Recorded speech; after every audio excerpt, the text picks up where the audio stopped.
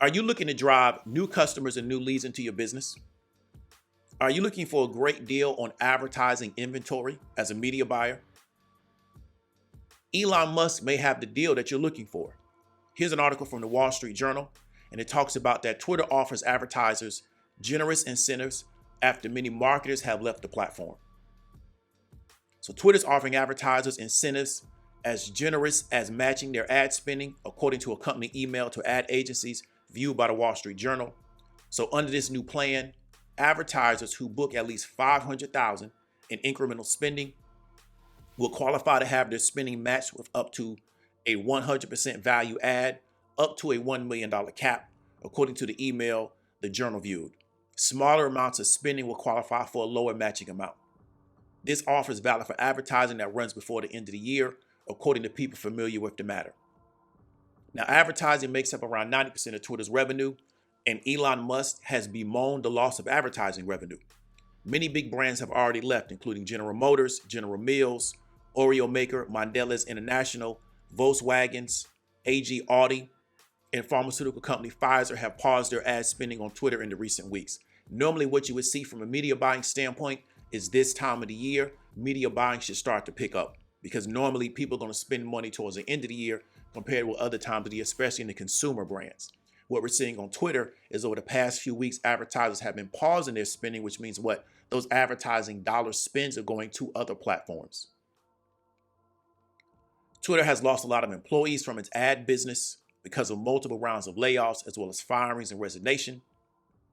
And it's also lost its two heads of its ad business since Elon acquired Twitter. That's going to be Sarah Personette and Robin Wheeler. And what you want to really try to grasp is that to run an advertising platform, it takes a lot of people. There's a lot of work that needs to be done from a tech standpoint. Those particular platforms that are running ads on, they have to be managed on a day-to-day basis to make sure they're operating properly, that they're delivering inventory properly. You also have to have a customer support team to manage those media buys. There's a lot that has to go on from a personnel standpoint. It cannot all just be automated with computers.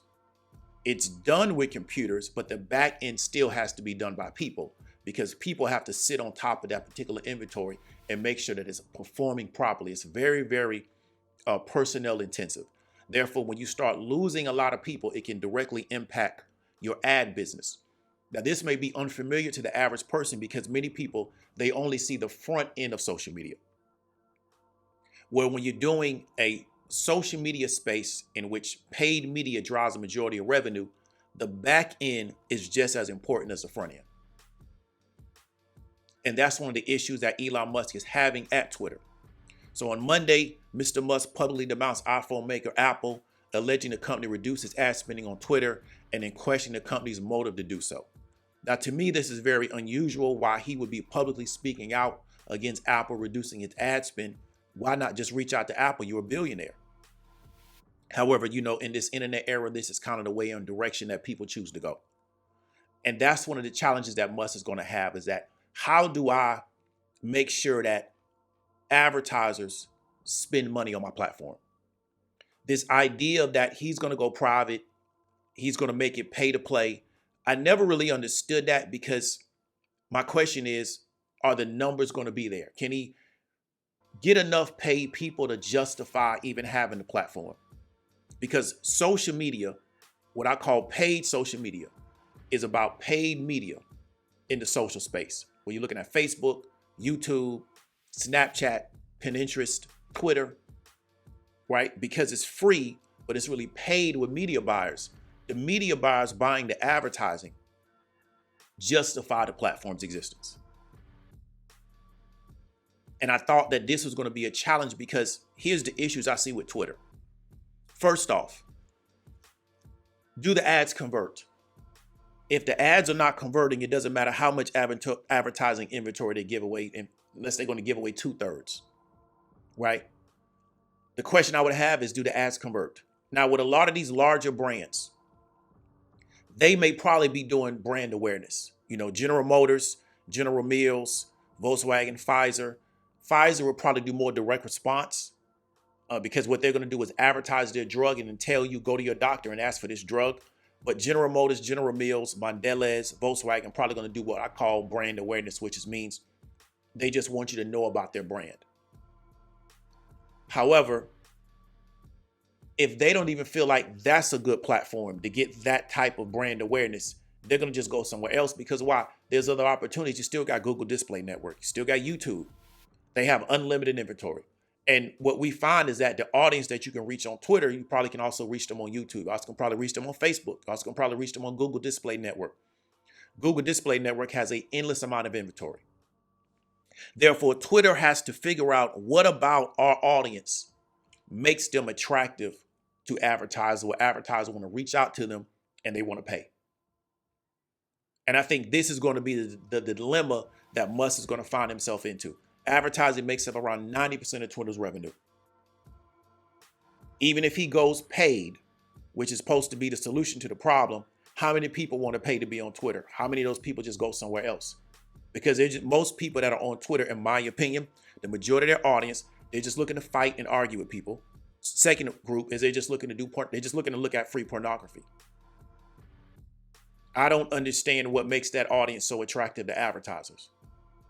And this is one of the reasons why I believe that Twitter's advertising revenue never really was on a premier level compared to maybe a Facebook or maybe a Google/YouTube, is because of the audience that was already there. What is the reason why people go to Twitter in the first place? Therefore, if I'm a media buyer and I want to run ads on Twitter, my first question is, well, why are people on Twitter? And who's the audience there?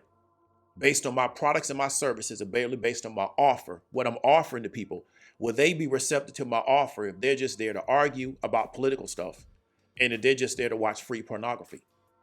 And then on the other end, you got like cat videos and dog videos. But that's the reason why they're there. Let's see, does this work? Let's see, does it allow him to maybe drive in some more revenue for the fourth quarter? And what he's hoping, in my opinion, is that advertisers will redeem this particular offer.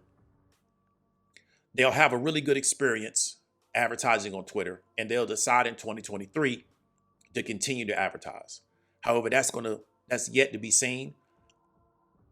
But in my opinion, this is what's going to really make or break Twitter, is whether or not he can figure out a way to be successful in driving media buyers, or creating an environment to where media buyers, especially larger media buyers, which are going to be the big brands, are comfortable doing large insertion ad spends on Twitter. And if he can't figure that out, I don't think it's going to be long for this platform. And I think he's going to realize down the road that I bought a lame duck website.